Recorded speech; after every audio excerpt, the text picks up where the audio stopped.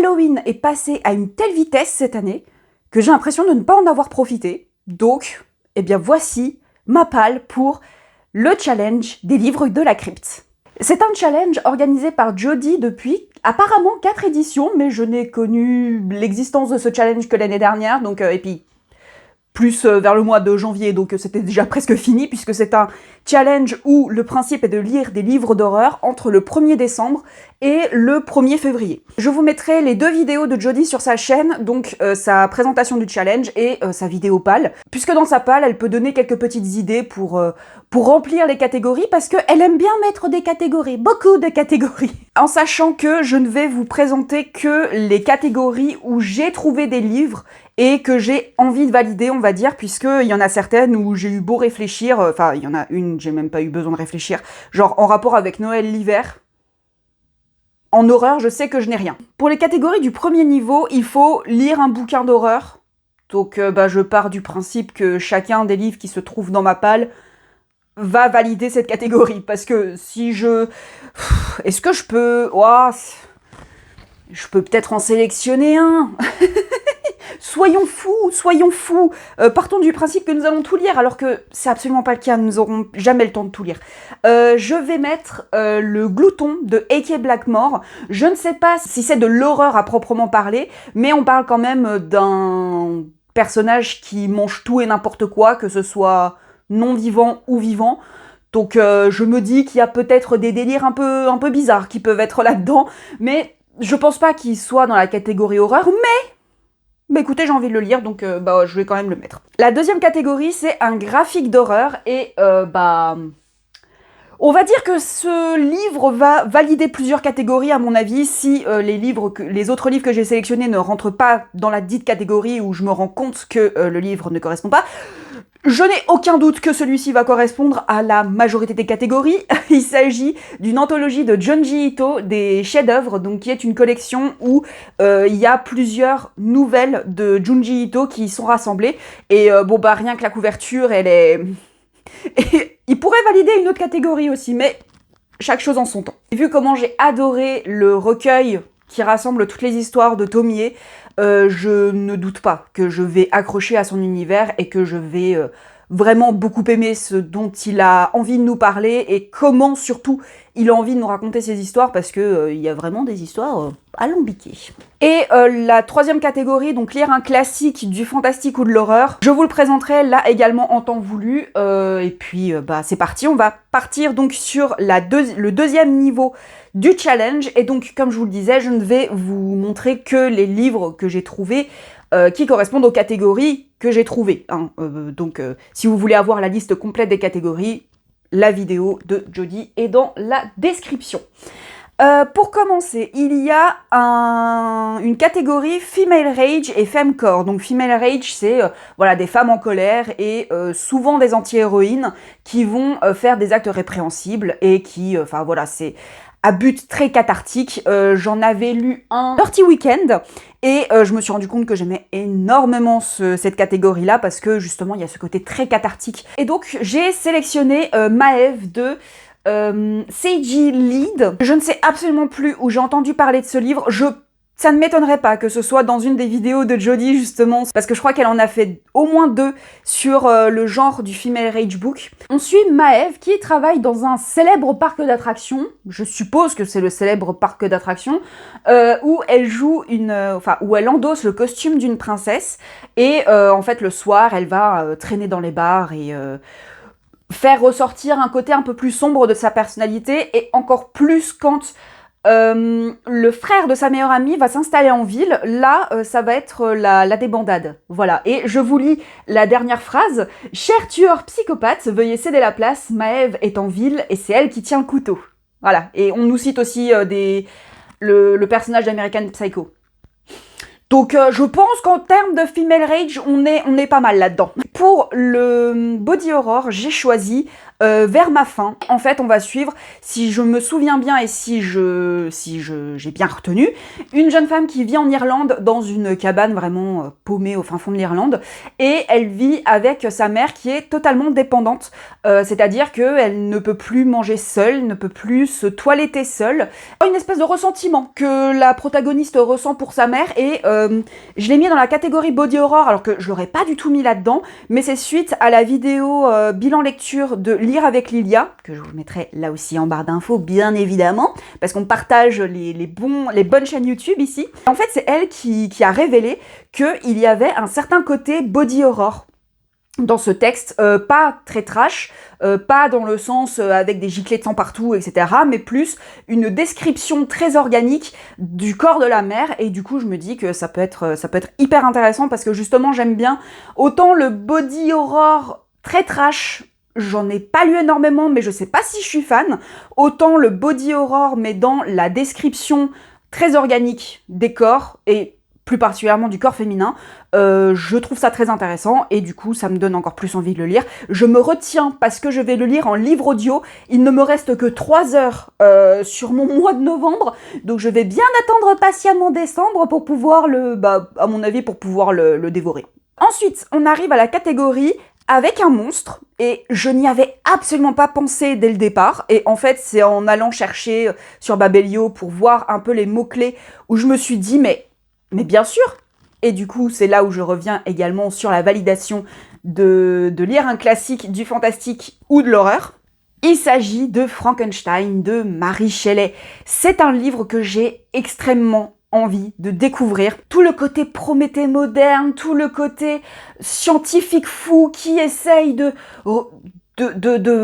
dépasser les limites de la mort, je trouve ça hyper intéressant. Le fait que ce soit une jeune femme de 16-18 ans qui l'ait écrit lors d'un voyage en Suisse pour un espèce de petit concours entre amis, alors que c'était pas censé être... c'était juste une activité entre intellectuels. Et plusieurs décennies plus tard, je me retrouve avec ce livre dans les mains. Et c'est une histoire qui m'intéresse énormément et que j'ai très envie de découvrir. Ça fait un moment qu'il traîne dans ma palle. Mais c'est vrai que le côté gros classique me freinait un petit peu, et puis au fur et à mesure des années, j'ai vu de plus en plus d'éloges sur cette lecture, et donc je me suis dit en fait il faut que je le lise, parce que là c'est plus possible, il faut que je le lise. Ensuite, nous avons la catégorie Mixed Media, Found Footage, Creepypasta ou inspiré d'une légende ou d'un conte.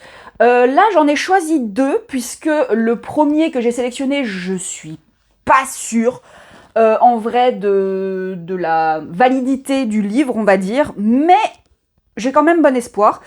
Il s'agit de Rouge de Mona Awad. Ça a l'air d'être une espèce de réécriture de Blanche-Neige. On va suivre Belle, dont la mère va décéder mystérieusement. Voilà.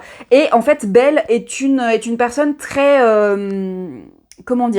très obsédée par sa peau, par la skincare et ce genre de choses. Elle regarde que des vidéos qui parlent de skincare, etc. Et en fait, apparemment, il va y avoir une personne qui va arriver dans sa vie, qui va lui susurrer que peut-être le mystère de la mort de sa mère va lui être révélé si elle la suit. En fait, on nous dit à la fin du résumé que c'est Blanche-Neige qui rencontre Eyes Wide Shut. Donc... voilà, il me fait très envie parce que c'est Mona Awad, que j'ai déjà lu 2 livres d'elle et que je sais que son anglais est très accessible. J'ai réussi à lire Bunny en anglais, donc c'est que son anglais est vraiment accessible. Le côté réécriture de Blanche-Neige avec ce côté très... Ce côté très obsédé par le corps, peut-être qui peut aussi rentrer dans la catégorie body horror, ça je ne saurais pas le dire, mais voilà, en plus j'aime beaucoup la couverture, elle est simple, mais en même temps très très jolie. Au cas où que ce ne soit pas tout à fait ce qu'on cherche dans cette catégorie-là, j'en ai trouvé un autre qui soit plus mixed media, et vous savez déjà, si vous avez vu mon autre présentation de PAL pour un challenge horrifique, il s'agit de La Maison des Feuilles, puisque on a plusieurs médias dans ce livre, parce que je sais qu'on a le récit d'un gars qui a vu un reportage sur une enquête qui a été faite dans la maison bizarre qui est dans la maison des feuilles, quoi. Nous avons un roman atmosphérique ou psychologique. Là, j'en ai pris deux également. Deux que j'ai très envie de lire, mais un où je suis plus sûr du côté ambiance, du côté atmosphérique. Le premier que je vais vous présenter, je ne sais pas du tout. Mais écoutez, j'ai quand même très envie de le lire.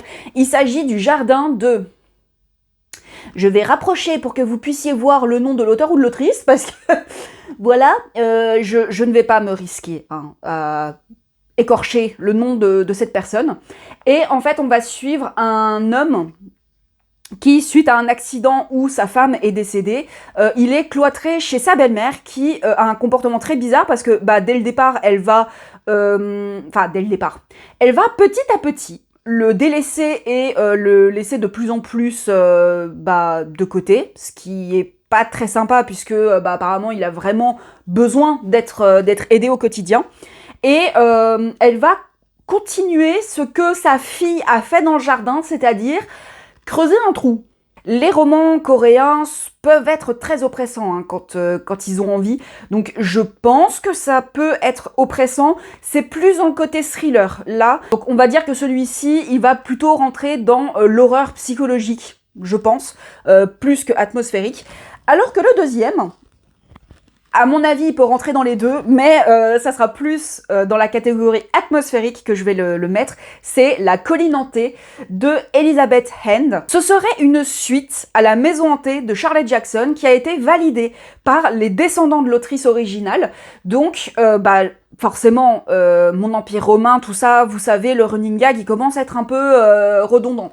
Mais je sais qu'avec celui-ci, l'ambiance va être folle. Bon, alors c'est là où j'ai essayé de me dépatouiller pour essayer de faire rentrer un livre que j'ai depuis des années dans ma palle. Et si vous me suivez depuis plusieurs années, vous avez peut-être vu une vieille vidéo de swap que j'avais fait avec un autre booktuber. Et je me dis...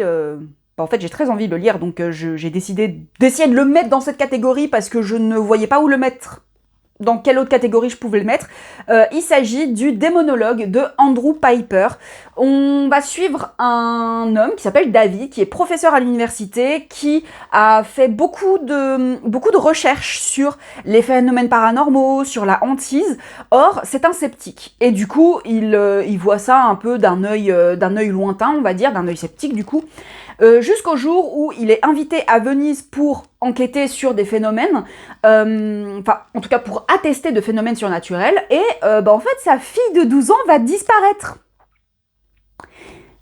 Pas de bol. Du coup, je suppose qu'il va y avoir enquête pour essayer de retrouver sa fille, pour essayer de voir aussi ces phénomènes paranormaux, est-ce que c'est du vrai, du faux, etc. Donc un petit thriller comme ça, mais en gardant ce côté dérangeant, de la hantise et des phénomènes surnaturels, j'essaye de le caser. Donc voilà, j'ai décidé de le mettre. Lire un livre en rapport avec l'enfer ou la mer. À ma connaissance, je n'ai rien en rapport avec l'enfer. Avec la mer, j'essaye de gruger aussi. Ah, c'est plutôt la rivière, hein. Bon, j'ai quand même envie de le montrer, donc je vais quand même le montrer. Donc, The Fisherman de John Langen, que j'avais déjà présenté lors de ma précédente palle et que je n'ai pas pris le temps de lire, bien évidemment. Je m'étais dit, je vais essayer de gruger là aussi, parce que... Voilà, je sais que ça parle au moins un petit peu d'eau, il y a une rivière et tout ça, mais ça parle a priori vraiment d'une rivière. Donc je me le mets en option, on va dire. Et celui que je pense un peu plus lire, puisque ayant eu une très bonne expérience avec l'auteurice il n'y a pas longtemps, j'ai très envie de découvrir Les Abysses de Rivers Solomon, où là on est plongé en plein dans l'esclavagisme et dans le commerce triangulaire. C'est horrible comme appellation, mais bref, où en fait donc Rivers Solomon va nous raconter les histoires des femmes noires qui étaient jetées des bateaux lorsque il s'avérait qu'elles étaient enceintes et au lieu de mourir dans les eaux, elles se sont transformées en sirènes. Le résumé du roman me donne l'impression que c'est juste un état de fait, dans le sens où Il y a un personnage qui nous est présenté à la toute fin du résumé, je saurais plus vous dire le nom, mais du coup j'avais peur que, en fait, il n'y ait pas vraiment d'histoire qui nous est racontée, mais avec Model Home que j'ai lu du coup pendant le mois de septembre, je me dis que River Solomon sait raconter des histoires et qu'elle a pu raconter des histoires vraiment très sympas. Certainement qu'il pourrait rentrer dans la catégorie Female Rage. Je pourrais remplir cette catégorie Female Rage assez facilement parce que je suis déjà sur 2 suppositions et un roman sûr. Bref, nous avons ensuite la catégorie L'horreur est humaine. Donc je remets Le Jardin. À mon avis, il va y avoir quelque chose avec la belle-mère. Et le deuxième livre que je me suis mis, c'est parce que j'ai adoré la série de cet auteur. Il s'agit des Aiguilles d'or de Michael McDowell. Donc je ne sais pas s'il y a du fantastique à l'intérieur, je suppose que oui, mais j'ai l'impression que c'est un peu plus orienté mafia, un peu plus orienté, un peu guerre de gang dans un New York des années 1882, avec un prêtre qui veut absolument se débarrasser d'une famille. Il me semble qu'il y a aussi des personnages féminins très forts là-dedans et qui savent se battre. Voilà, on m'a raconté des trucs où j'étais en mode « Ah ouais, ça a l'air vraiment sympa !» Et Michael McDowell, j'avais adoré sa série Blackwater, que j'avais littéralement dévoré. Nous avons une catégorie couverture terrifiante ou un résumé chelou. J'ai les deux. J'ai les deux en un seul livre. Et en fait, j'arrive pas à me décider c'est laquelle la moins pire. Parce que vraiment, cette couverture, elle est particulière. Bref, donc on suit un recueil de nouvelles horrifiques. Là, pour le coup, il n'y a aucun doute là-dessus. Je crois qu'il y a une nouvelle où il y a deux personnages qui rencontrent une montagne humaine. Enfin, des géants qui sont en fait des humains empilés les uns sur les autres. Voilà, c'est... Quand on parle de résumé chelou, je pense que Clive Barker, il rentre bien dans la catégorie, quel que soit le livre. Un livre documentaire d'art ou de non-fiction à la thématique étrange, j'en ai pas mal, des non-fictions qui traitent de sujets étranges, mais j'ai décidé de partir sur L'embaumeuse de Juliette Cuisinier-Rénal, qui, en fait, c'est une thanatopractrice. Donc une personne qui embaume les défunts et qui les rend présentables pour les derniers adieux que la famille va faire à ces défunts-là. Et je me suis prise de passion pour le métier de thanatopractrice parce que je trouve que c'est un merveilleux métier. C'est un très très beau métier de faire en sorte que les défunts soient présentables pour leur famille, quel que soit l'état du corps, quel que soit l'état du défunt, donner une sensation apaisée à un défunt, et je trouve ça magnifique. Je saurais pas expliquer pourquoi vraiment. C'est un témoignage, je suppose que c'est un témoignage, mais dans un univers qui me fascine. Je suppose que thématique étrange, c'est il peut rentrer dans cette catégorie-là parce que c'est pas une thématique qu'on voit tous les jours. Et la dernière catégorie que je vais présenter, c'est des recueils de nouvelles ou des anthologies. J'en ai sélectionné 2 parce que en vrai, je sais pas lequel je vais choisir parce que les 2 me font très envie et les 2 doivent aborder le fantastique et ou l'horreur. Celui-ci, Nous parlons depuis les ténèbres, qui est une anthologie d'autrices francophones. Donc il y a Aurélie Wallenstein par exemple, et je sais que Aurélie Wallenstein, la plupart de ses romans, c'est pas des livres à lire le soir pour les enfants. Il faut vraiment que je me le sorte de ma palle parce que j'ai vraiment très très envie de le lire. Et le deuxième que j'avais envie de vous présenter, alors j'allais faire la blague de vous pourrez régler l'écran de votre télé avec, avec cette couverture parce que vraiment elle est flashy de ouf. Il s'agit des Nouveaux Déviants, donc qui est là aussi une anthologie et un recueil de nouvelles d'auteurs et d'autrices francophones, là aussi normalement. Donc là c'est pareil, dans le résumé c'est indiqué clairement que c'est un recueil de nouvelles horrifiques. Je connais pas la moitié des gens, je sais que Morgane Cossarieux aime bien tout ce qui est vampirique. Justine Niogret, je connais de nom. Si, j'ai lu Vincent Tassi. J'ai lu Vincent Tassi il y a plusieurs années, qui était vraiment très bien. Est-ce que c'est une couverture terrifiante? Je dirais pas ça. Je dirais que c'est psychédélique. Ouais, ouais. Je suis pas convaincue par la couverture, mais si le contenu est bien, c'est le plus important. Et pour le 3e niveau, là, j'ai pas fait de sélection au préalable, puisque, en fait, ça va clairement être au fil de mes envies. Donc la première catégorie, c'est regarder un film d'horreur. Mon Netflix est envahi par les recommandations de films d'horreur. Donc à mon avis, je trouverai de quoi faire. Regarder une série d'horreur. J'en ai commencé une qui est en 8 épisodes. Donc est-ce que je vais réussir à le faire traîner jusqu'à décembre? Ça, je ne sais pas. Je vous mets l'affiche ici, puisque là non plus, je ne vais pas me risquer à prononcer l'ancien nom de Séoul, d'ailleurs, c'est l'actuel Séoul. C'est une série historique où on est à la fin de la Seconde Guerre mondiale, avec des protagonistes qui recherchent d'autres personnages et disons qu'ils vont s'empêtrer dans dans des expérimentations humaines, tout ça, c'est... Voilà, donc je pars du principe que c'est horrifique. Et la dernière catégorie de ce challenge, c'est jouer à un jeu vidéo d'horreur. Il faudrait peut-être que je termine Alan Wake 2 un jour, parce que je ne l'ai toujours pas terminé, et pourtant je l'ai eu day one. Dès la sortie, j'y ai joué, j'étais à fond dedans, mais disons qu'il y a un boss où j'ai eu énormément de mal à le vaincre. J'y ai mis, je crois, 2 heures. 2 ou 3 heures. Et même mon compagnon, à un moment donné, il a eu pitié de moi, il a essayé de tuer le boss et il a pas réussi. En fait, je n'ai pas continué le jeu à la suite de ce boss, alors que on avait passé toute la soirée à essayer de la passer. Parce qu'en fait, la console de mon compagnon a bugué, elle a crash, et du coup, on a dû la réinitialiser. J'ai perdu toute mon avancée. Donc, si vous voulez, j'ai recommencé le jeu, j'ai refait les niveaux, etc. Et en fait, je me suis arrêtée pile avant le début du niveau de la Dame à la lanterne. Voilà, donc faudrait que je le termine un jour, parce que Alan Wake, c'est une de mes licences de jeux vidéo préférées.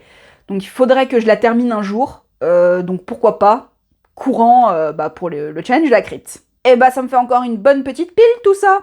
Je me laisse la liberté aussi de rajouter ou d'enlever des livres pour un potentiel bilan. De toute façon, si vous ne me connaissez pas, les piles à lire, je les respecte très rarement.